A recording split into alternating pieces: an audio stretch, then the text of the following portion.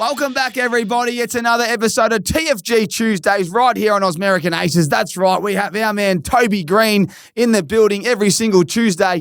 Tobes, it's good to see you. I've got a lot for you this week. Yeah, hope you're going well, mate. Thanks for having me. I imagine you're across this NFL draft. That was the talk of the locker room this week.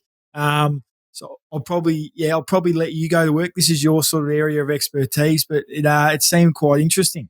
Oh, just dodging the AFL news off the top and straight into NFL. He's trying to dodge the hard-hitting questions I've got for the Giants, boys. Hey, we'll start with the NFL draft.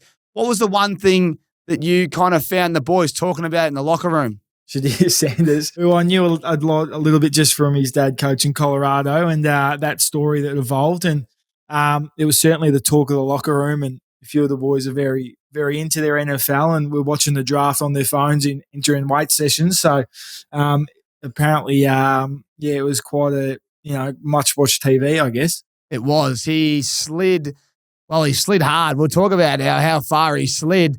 Harry Himmelberg's a big Browns man. Is he now back on the bandwagon? Because he told me he was going to flick them, but there's a bit more hype for the Cleveland Browns now. Nah, you'd be following them even more now. It'd be an interesting storyline for the preseason, I'm sure.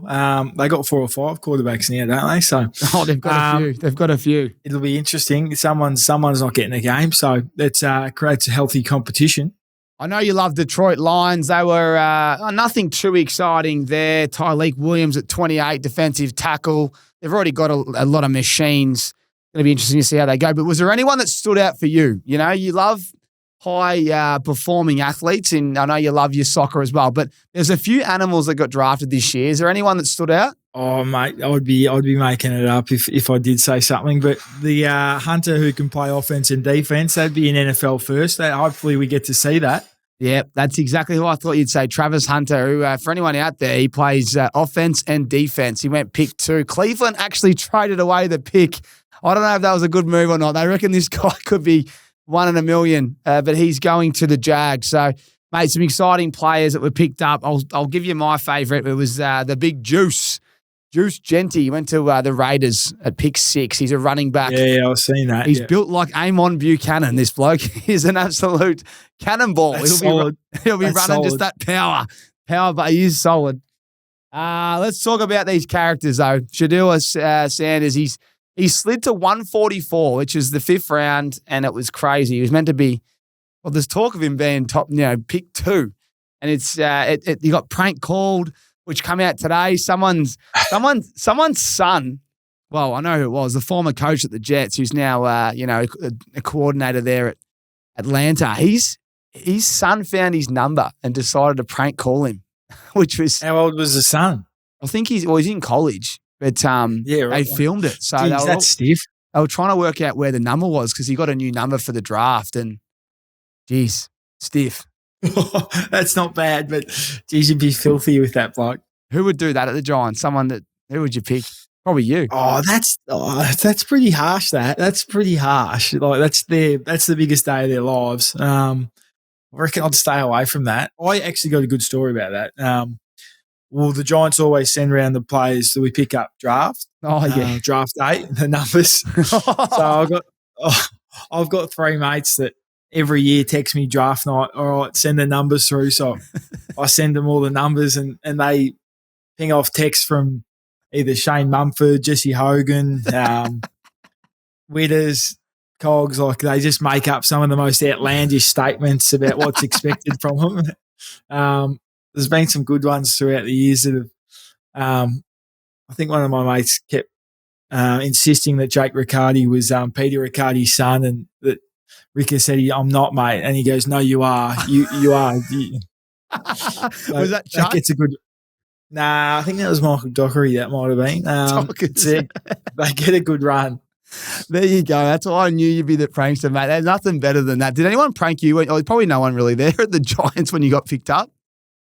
Nah, we had about 15 blokes get picked up, so it was a little bit different. Funny stuff, man. Funny stuff. What about Deion Sanders? He's quite a character. Is there any old mans, any parents that get around the locker room with a bit of character like Deion? Oh, Toby Bedford's dad's he's one of the biggest characters, I reckon. He's a good man, Dickie. So probably him. He's always good value. Dickie Bedford, is that right? Yeah, he's a good man. He's a good man. I haven't heard much about him. Is he a funny bastard? Yeah, he's always up for a chat and always got a good story. We had a couple of beers with him before Widder's wedding actually, because we were down Mornington way, so he come round for prees. That was good fun. Spends a bit of time in back in Fitzroy and back where Snooze is from in like down Mount Eliza way. So no, he's a good man. Love that. Let's get into some footy, mate. I could talk NFL all day, but I've got 2 alarm bells to ring out, and it's alarming because you've got the best midfield, I think, going round.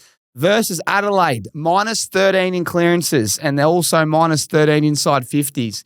Then you go play the Dogs at Canberra on the weekend. Obviously, you'd want to respond. You're -22 in clearance and -15 inside 50s, and the Bont was subbed out at 3/4 time. What's going on? Yeah, a bit of work to do. That's all right. We certainly it was a focus going in, so I was very disappointed. And the next couple of weeks is going to be crucial for our contest, get that back up and going. But no, we would have liked to respond to it a lot better than what we did. I thought the first half were okay, but third quarter we got absolutely obliterated. So plenty of work to do, mate. And those sort of things you mentioned will certainly be high on the agenda this week. Obviously, the Swannies, we'll talk about later, it doesn't get any more fierce, especially what happened last year.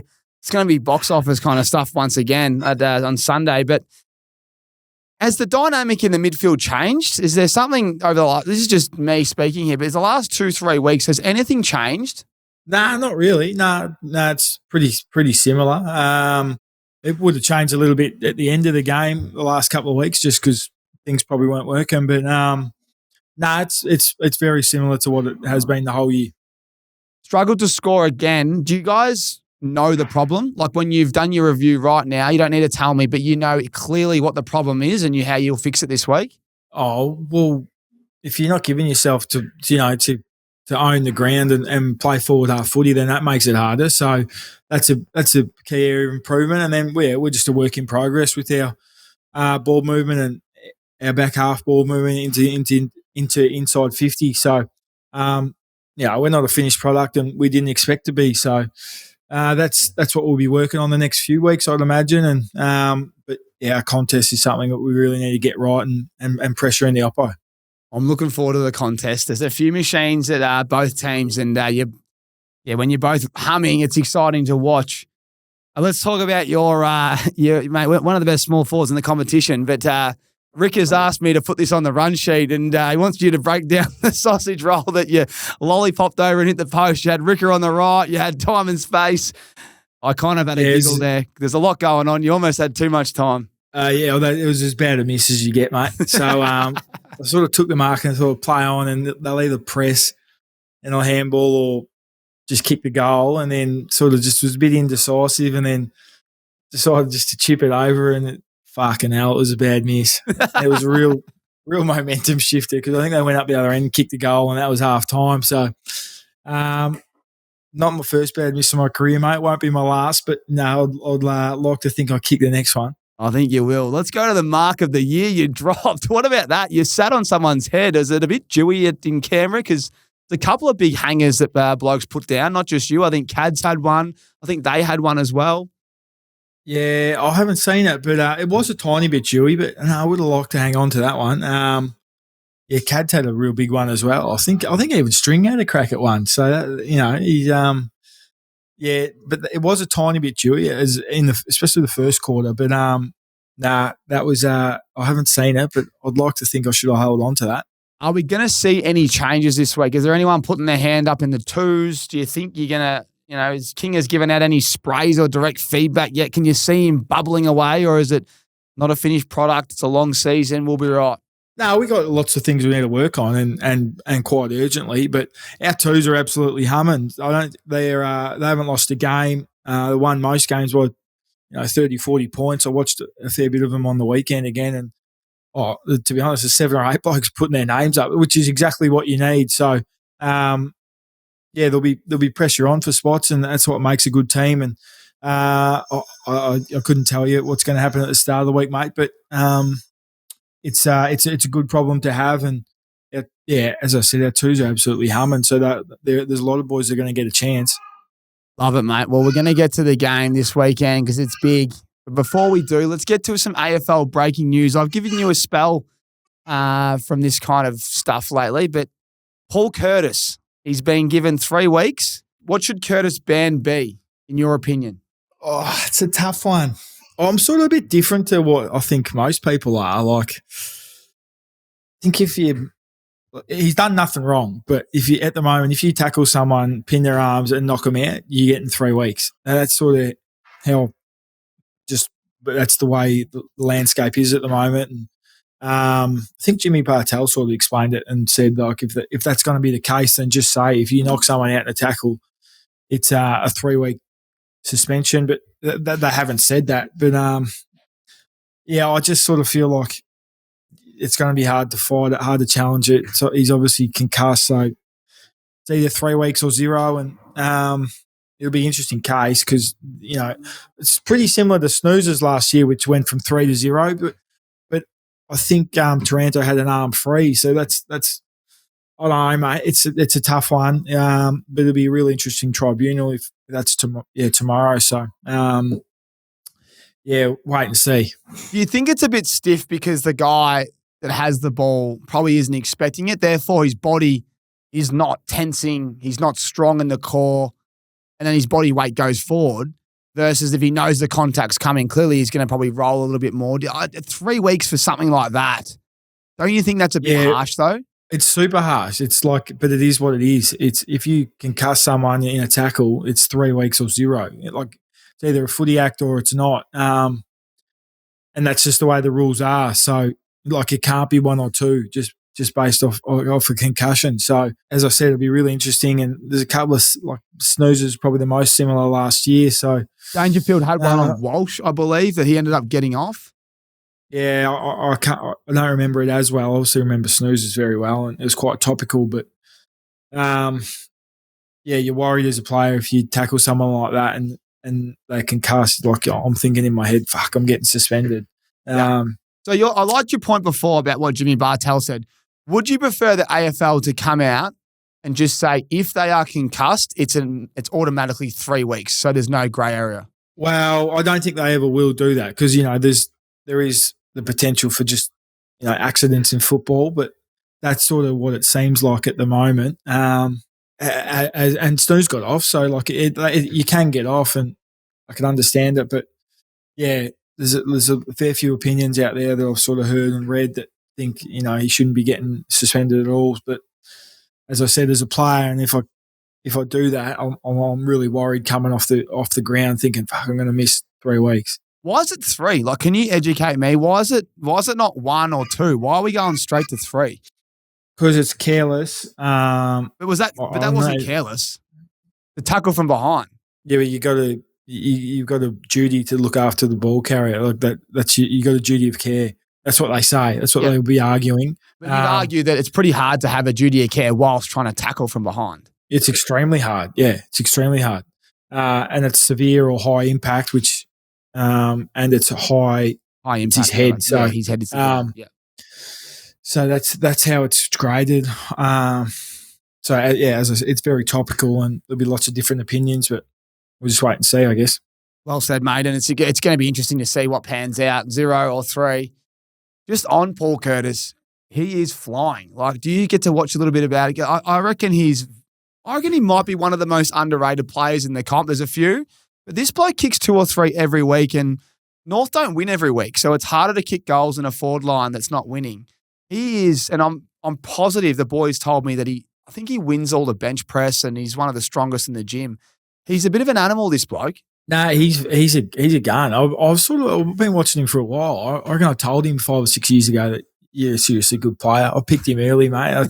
Charlie Haley, one of my best mates, is a big North man, and always had big raps on him. And he was sort of in and out of the team a few years ago, and I just didn't understand it because he does some pretty cool things. And it's hard playing in the forward line, and especially North over the last couple of years probably haven't had as much looks at it as most teams. So, he's all Australian forward pocket, half forward at the moment. So, he's great to watch, and I love what he does. Super powerful, crafty. wins his contest and a great kick for goal. So he's a pleasure to watch. He is. And there's been a few players like him that are just starting to really bubble away. Did you watch much footy this weekend? Was there anything else that stood out for you? No, I saw two of the games yesterday. Had a really close Supercoach battle in the last quarter of the Hawks game, which was massive against Jack Buckley. Got Lloydie Meek and Elijah Hewitt got it done for me pretty much in the last 2 minutes, which was just monumental. So we remain back to texting. You're really buying into the Supercoach this year. This is great. How is the team going? Is it up top? I think I'm fifth, but I've picked a team to sort of that's not supposed to be humming right now. I've picked a team that's not a finished product, as you'd say. Yeah, no, I'm not a finished product, so it was good to grab a win. Bailey Humphrey and Lloyd Meek scoring 150s just turned the battle upside down, and it was just geez, I was happy last night. Bucks was filthy. Oh man, it's him or Sam Taylor. No one gets angrier at losing, so it would have felt good beating you. A few little cheeky text messages to go with it, I would have thought. We were riding every hit out. It's big Flinny sort of worked me into a win there. So thanks. A little shout out for Flinny, you reckon? No, he was. Lloydie Meek was. He had a big game. He was good. I skipped over a question earlier. Let's go back to some bolters, some players that were drafted in AFL that slid like Sanders did at 144 to the Browns. Is there any players that you remember in your drafts or other drafts where you just cannot believe they have been taken where they are? I remember your best mate and one of our good mates, we always used to joke about it, Mick Italia, the sliding dog. I think he thought he was going top 5, but he would have ended up going 40 or something. I thought he was a bit stiff, though. He's a very capable, good key defender and sort of had a funny career in the end. But no, he was one I rated super highly as an 18-year-old. He's just a beast. Lockie Neal was our draft, and you would have been close with him going to Freo. I guess you're always going to have some misses up the top of the draft, but yeah, it would certainly can make or break your club as well. Those top 5, top 10 picks. They certainly can. I was looking back at the NFL draft. There's some funny video. 2013, there was just a lot of picks that went nowhere. But I was thinking of AFL. Can you believe Tracy, the big boy from the big kahuna at Freo, was rookie listed, I think, pick 7. I could be wrong, but anyway, rookie listed. I think he's up there top 5 in the Coleman, and he will be for a long time. Do you find it just staggering that these blokes are missed in the national? Especially big blokes, because they're certainly not a finished product at 18, 19. How long's Tracy been in the league? 4, 5, 6 years. He's as you said, he's going to be a good player for a long time, and he's got all the skills to be, the best key forward in the game, really. But yeah, I mean, it's going to happen. There's people develop at different rates, and a lot midfielders are a lot better at 18 than what key forwards or rucks are. So I can understand it. You're a recruiter, right? You pull them into the room, you interview them. Clearly, there's some that have it, some that don't have it. What are some questions you just want to find out about them? You can see what they put out on tape. But if you could just look them in the eye and go, I just want to know 1 or 2 things about you, as the GM of football, what would you be asking them? Oh, that's a good question. It's probably one for the viewers. I'd like to think that you gain 90% of who they are from watching them, because people can be a lot different on the field to what they are off the field. I don't know what you'd ask them. That's a good question. You don't ask them to give us a joke or read the form guide like the Suns did back when we were going to the draft? Yeah, I think I remember that. Well, I got asked, am I a cheater? I didn't really know what they meant. I think it was Port Adelaide said, nah, what do you mean? They go, do you cheat? I go, nah, what are you talking about? And they go, well, we heard about what you did with your Year 12 exams. I said, oh, fuck, I was just having fun. I went on the teacher's laptop and printed off the sacks for everyone and handed them out. That is leadership at the best. And the other class found out about it because we all got 100%, and someone told on me. That's the only reason I got caught. So Port Adelaide got wind of that, and And I said, I think I was just doing the team thing, wasn't I? Did you get in trouble for that one? Yeah, they tried to expel me, but I think because I was getting drafted, the school kind of kept me, which was good. And I love Wesley, and they've been good to me. So I'd like to think I've repaid them. That is leadership. That's why you're the skipper, mate. You're just providing the answers for a few other people. That's very good. I'm not sure what's worse, doing that or just snitching out on your class. That's very funny, man. I'm glad I asked you that question. That's good.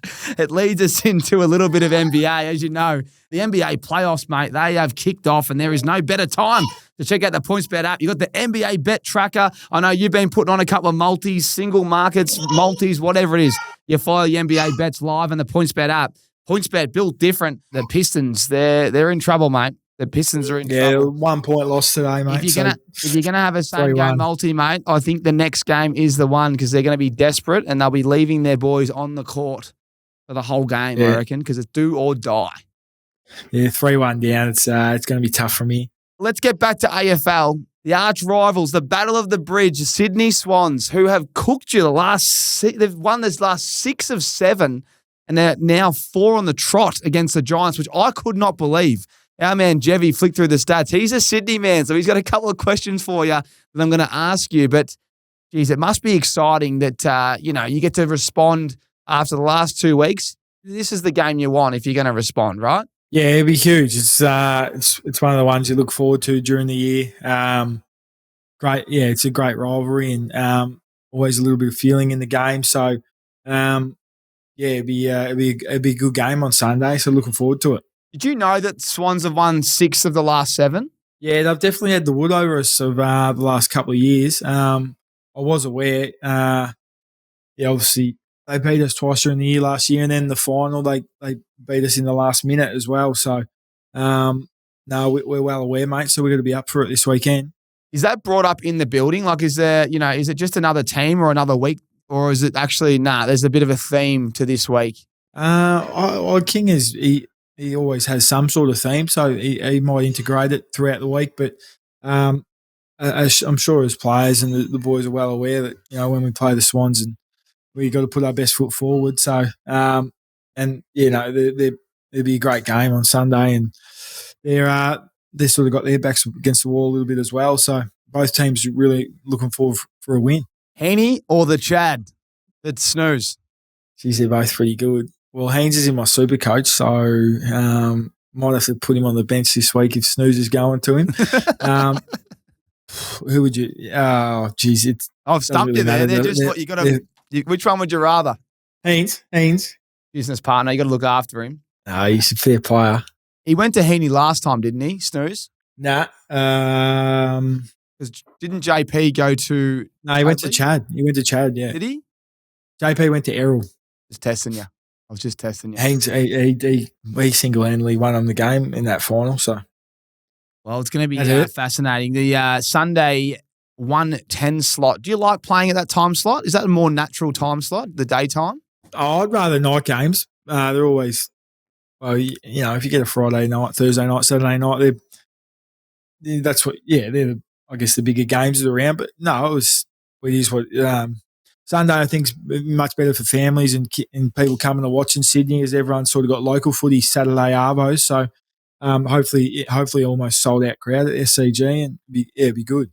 And do we see anything different this week from the Giants? Is there anything different? No, I don't think it'll be too much different. Pretty set on our ways. We just got to get better at executing. Should be a fascinating game. Well, we've got a little bit of mailbag here. This is a very frustrated Giants fan. Any danger of getting Finn Callahan's magnet into the centre bounce? He's been the best mid in the comp the first couple of weeks, and now he's selling pretzels out on the wing. Get him back in there, Skip. I think he's been in there most of the time. If you were watching the game, I reckon he's sitting on the wing too much. Not enough centre square bounces. Yeah, I'm not sure that's entirely accurate, but I'll provide some feedback. Now, can you make a promise to us all? If the Giants win this week, can we give our TFG Tuesday listeners and viewers a little present? Maybe a signed jersey or signed pair of boots just to really get them going and just to, You have to Swag for the jersey, mate. So we'll see how we go with that. Big Swag. Swagger's a very generous man, isn't he? It depends what mood he's in. If we win, he's certainly more accustomed to it. So, we can have a look at it. We can have a look at it. Well, I think that's what we're going to do. We're going to do something special next week. We're a quarter way into the year, mate. It's going to be fascinating. You need to respond. The Swans also need a win as well. They started well last week. That's pretty much all I've got for you, mate. It's a big week. That'll be good, mate. Looking forward to it. You're not coming up this weekend, are you? There's always a sniff, mate. There's always a sniff. You just need to sell it to me. I need just a guaranteed lock. I think Sunday's slot I could probably get up. Call's got the new apartment for you, mate. So you might have to make yourself at home. We've all seen that, mate. It's all over the social media. Any KPI construction stop that, or are you going to save one for next week? Oh, not off the top of my... Nah, I haven't got one. No, I'll be making it up. There you go, Ramon. We're just going to save them. We're going to save the KPI construction stop that's when you've got a big one. We can't be making them up. Mate, anything else? No, that's good, mate.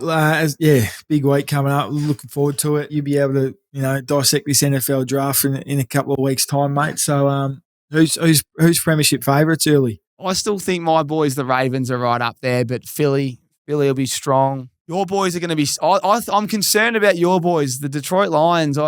They've just lost a lot of their coordinators. It does change the dynamic a little bit of the game plan. Not a lot, but I think you lost 6 at the Lions. Yeah, well, it'll be different in NFL because it's so technical, their plays. In AFL, like your head coach sort of devises the game plan and the assistants work with you from there, and it's a lot of individualised stuff as well. So they are super important, though. And, it's pretty much who the player's main point of contact is. So, yeah, I'm not exactly sure how to work in NFL, but and who comes up with every play, but you'd think they play a pretty big role. Yeah, they do. And I've always thought if the AFL could incorporate one thing the NFL do, it's a specialist coach, whether it's a specialist marking coach or a specialist tackling or a specialist wingman coach. I know there's inside, outside kind of mid coaches, but because there's specific roles, I just reckon that'd be the next step. But as we know, they've got a salary cap and sometimes you can't pay them all that much money, so it's hard. But if you could, I reckon that's the next step. Well, it's a bit different, though, because you got to be good at so many skills in AFL that it's kind of hard just to work on one. But whereas in the NFL, sometimes, some players don't touch their ball their whole career, so they don't have to do any touch. So, you're right, but it's a little bit different. I agree, but if you speak to Tory Taylor, the Chicago Bears punter, he's a big believer of goal kicking. He reckons there's that many blokes that don't know how to kick a ball. He knows so much about the ball, the velocity, all that. Now, he knows they can kick it, but he reckons when he sees their routines and he just disagrees with how they go about it. Now, he would be a specialist. I know we've had goal kicking coaches, but a real high-level ball striking kind of coach.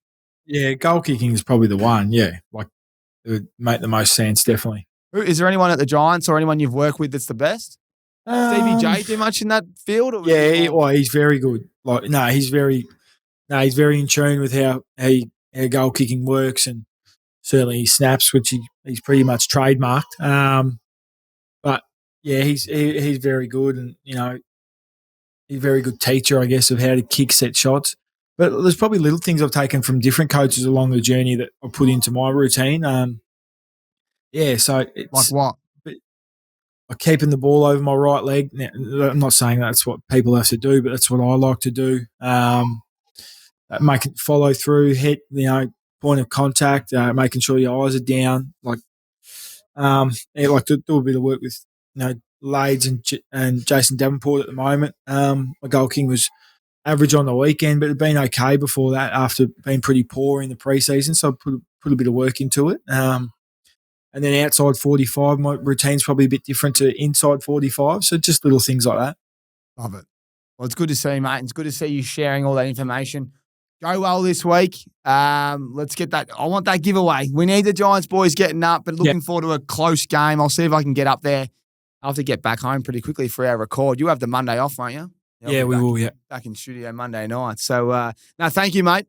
Keep up the good work. Love your mood. It's always good to see you on a Tuesday. And to everybody that tunes in to TFG Tuesdays, thank you for your support. Hit that subscribe button, hit like, share this with a mate. And as we said, just get the same game as rolling out on the PointsBet app at the moment. Gamble responsibly, obviously, but the Pistons are up against it. I know our little punters club man, Tobes, we'll be just having a little dabble on the Pistons. I think we'll get some juice there. All right, mate, that's all I got for you. To everyone, thank you. We'll see you same time next week. Yeah, we'll speak to you shortly. You need your bodyguard to be quick. And Gaz is as quick as they come. Still, he's not as quick as a PointsBet app where I can place my same game multi before he's had a chance to even... We'll call that a draw. It's never been quicker to piece together an NBA same-game multi with PointsBet. Memories. PointsBet. Built different. You win some, you lose more. For free and confidential support, call the number on the screen or visit the website.